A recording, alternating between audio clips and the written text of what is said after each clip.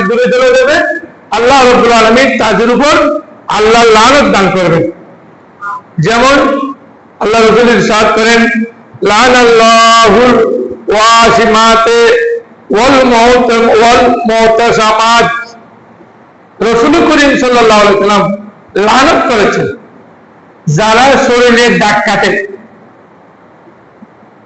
যে সমস্ত মহিলা এবং পুরুষ মুখের মধ্যে দাগ কাটে, ট্যাটু করে, হাতের মধ্যে ট্যাটু করে, শরীরের বিভিন্ন জায়গায় ট্যাটু করে দাগ কাটে, এই সমস্ত পুরুষ এবং মহিলা যারা দাগ কাটের কাজ করে এবং যারা দাগ কাটায়, এই দুইজনের উপর আল্লাহ লানত, নাউযুবিল্লাহ। ওয়াল মুতামান্নিসাতে, যারা বুড়ো তোলে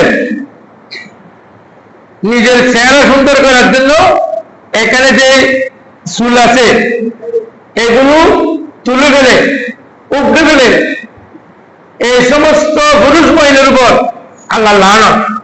কেন? আপনার আল্লাহর দেওয়া এই চুলগুলো কেন আপনি তুলে ফেললেন, লোমগুলো কেন তুলে ফেললেন? এটার উপর আল্লাহ লানত বলেছেন। ওয়াল মুতাফাল্লিজাতে লিল হুসনিল মুগায়্যিরাতে খালকিল্লাহ, এবং ওই সমস্ত মানুষের উপর আল্লাহ রহমত, আল্লাহ লানত যারা নিজের দাঁত পাক করে ফেলে। ডাক্তারের কাছে গিয়ে দাঁতটা একটি সেটা একটি লাগানো না, দাঁত ফাঁক করে সুন্দরের জন্য, সৌন্দর্য বৃদ্ধি করার জন্য যারা দাঁত ফাঁক করে ফেলে, আল্লাহ তাদের উপর লানত বলছেন।